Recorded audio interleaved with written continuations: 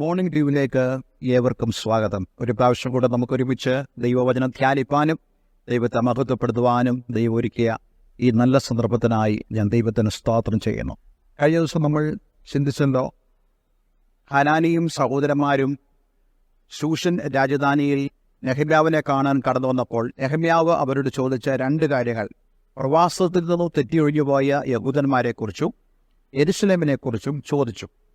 അതിന് മറുപടിയായിട്ടാണ് 3-ാം വാക്യം നമുക്ക് കാണാൻ കഴിയുന്നത്. അതിന് അവർ എന്നോട്, പ്രവാസത്തിൽ നിന്ന് തെറ്റി ഒഴിഞ്ഞുപോയ ശേഷിപ്പ് അവിടെ ആ സംസ്ഥാനത്ത് മഹാകഷ്ടത്തിലും അപമാനത്തിലും ഇരിക്കുന്നു. യെരുശലേമിന്റെ മതിൽ ഇടിഞ്ഞും അതിന്റെ വാതിലുകൾ തീ വെച്ച് ചുട്ടും കിടക്കുന്നു എന്ന് പറഞ്ഞു.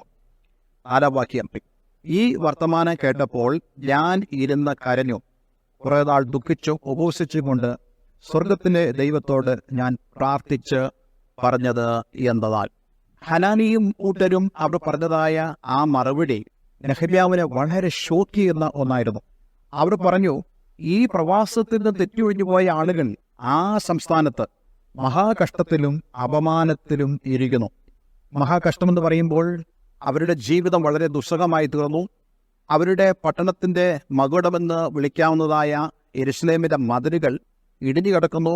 അതിന്റെ ഗേറ്റുകൾ അല്ലെങ്കിൽ അതിന്റെ വാതിലുകൾ തീ വെച്ച് ചുട്ടും കിടക്കുന്നു.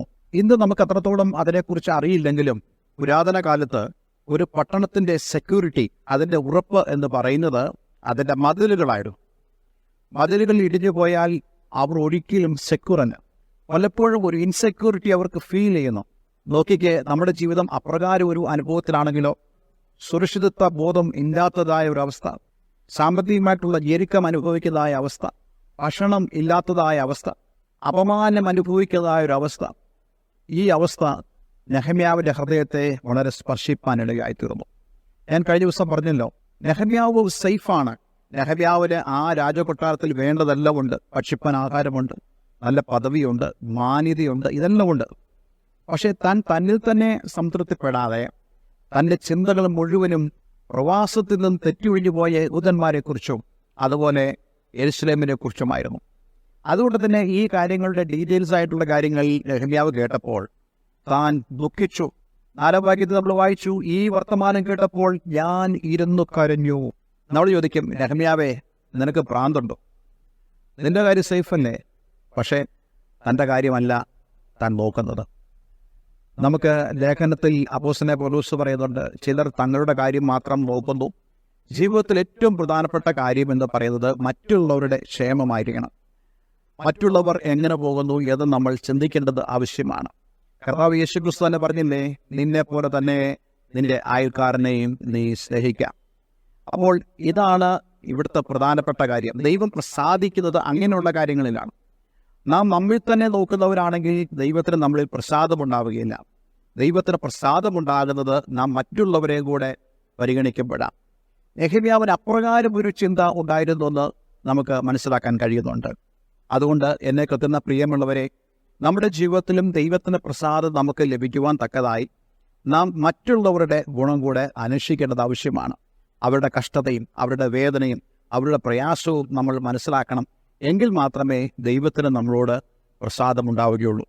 റോമലേഖന 12-ാം അധ്യായം നമ്മൾ വായിക്കുമ്പോൾ ബുദ്ധിയുള്ള ആരാധനയെക്കുറിച്ച് പറയുന്നുണ്ട്. അവിടെ നമ്മളിങ്ങനെ വായിക്കുന്നു, സഹോദരന്മാരെ, ഞാൻ ദൈവത്തിൻ്റെ മനസ്സിൽ ഉറപ്പിച്ച് നിങ്ങളെ പ്രബോധിപ്പിക്കുന്നത്, നിങ്ങൾ ബുദ്ധിയുള്ള ആരാധനയായി നിങ്ങളുടെ ശരീരങ്ങളെ ജീവനും വിശുദ്ധിയും ദൈവത്തിന് പ്രസാദമുള്ള യാഗമായി സമർപ്പിക്കുക. ദൈവം നമ്മളിൽ പ്രസാദിക്കുമ്പോൾ മാത്രമേ നമ്മുടെ ജീവിതം അർത്ഥവത്തായി മാറത്തുള്ളൂ. അതൊരു ആരാധനയായിട്ട് മാറുകയുള്ളൂ. അത് നെഹമ്യാവിന്റെ ജീവിതം ഒരു ആരാധനയായിട്ട് മാറി. നമുക്കറിയുന്ന ആരാധന എന്ന ആളുകൾ ഉദ്ദേശിക്കുന്നത് ഒന്നിച്ചു കൂടുക, കുറച്ച് ഡാൻസ് ചെയ്യുക, വാദ്യമേളങ്ങളെല്ലാം മുഴക്കുക, വളരെ ഒച്ചപ്പാടുണ്ടാക്കുക, അതിലല്ല നമ്മൾ സംതൃപ്തിപ്പെടേണ്ടത്. അത് വേണം, അത് വേണ്ട എന്നല്ല ഞാൻ നിങ്ങളോട് പറയുന്നത്. അത് വേണം, സെലിബ്രേഷൻ ആവശ്യമാണ്. പക്ഷേ അതിനേക്കാൾ ഉപരി നാം ദൈവത്തിന് പ്രസാദകരമാറ് ജീവിക്കണം. എങ്കിൽ മാത്രമേ നമ്മുടെ ജീവിതം ദൈവത്തിന് ഒരു അനുഗ്രഹമായി മാറുകയുള്ളൂ. അത് നെഹമ്യാവ് ഈ വർത്തമാനം കേട്ടപ്പോൾ ഇരുന്ന് കരഞ്ഞു, കുറെ നാൾ ദുഃഖിച്ചും ഉപവസിച്ചും കൊണ്ട് സ്വർഗത്തിലെ ദൈവത്തോട് പ്രാർത്ഥിച്ചു.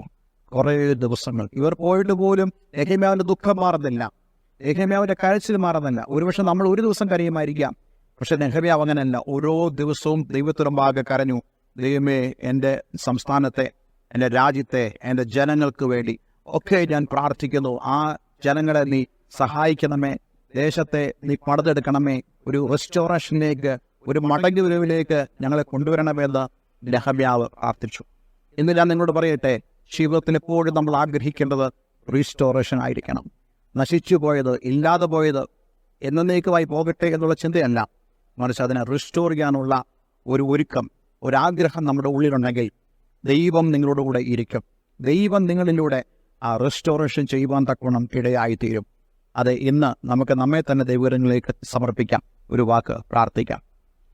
കർത്താവേ, ഇന്ന് ഞങ്ങളെ കേൾപ്പിച്ച ഈ വചനത്തിനായി സ്തോത്രം. നെഹമ്യാവിനെ പോലെ ദേശത്തിൻ്റെ അവസ്ഥകളെ കണ്ടുകൊണ്ട്, ജനത്തിൻ്റെ അവസ്ഥകളെ കണ്ടുകൊണ്ട് കരയുവാനും പ്രാർത്ഥിപ്പാനും നിന്റെ മുഖം അന്വേഷിപ്പാനും ജനത്തിൻ്റെ റെസ്റ്റോറേഷന് വേണ്ടി ആഗ്രഹിക്കാനും പ്രാർത്ഥിക്കാനും ഏൽപ്പിച്ചു കൊടുക്കുവാനും ഞങ്ങളെ സഹായിക്കണമേ. പ്രാർത്ഥന കേട്ടതിനായി നന്ദി. യേശു ക്രിസ്തുവിൻ നാമത്തിൽ തന്നെ. ആമേൻ, ആമേൻ. ഇന്നത്തെ വചനം നിങ്ങളുടെ ജീവിതത്തിൽ വളരെ അനുഗ്രഹപ്രദമായി തീർന്നു എന്ന് ഞാൻ വിശ്വസിക്കുന്നു. തീർച്ചയായിട്ടും നിങ്ങളുടെ അഭിപ്രായങ്ങൾ എന്നെ അറിയിക്കുക, പ്രാർത്ഥന വിഷയങ്ങൾ അറിയിക്കുക. നിങ്ങൾക്ക് സുവിശേഷം കൂടുതലായി കേൾക്കുവാൻ ആഗ്രഹമുണ്ടെങ്കിൽ അതിനും ഞങ്ങൾ തയ്യാറാണ്. ഈ സ്ക്രീനിൽ കണ്ട ഫോൺ നമ്പറിൽ വിളിക്കുക. God bless you all. Thank you for watching Morning Dew. Kindly tune up for next day messages.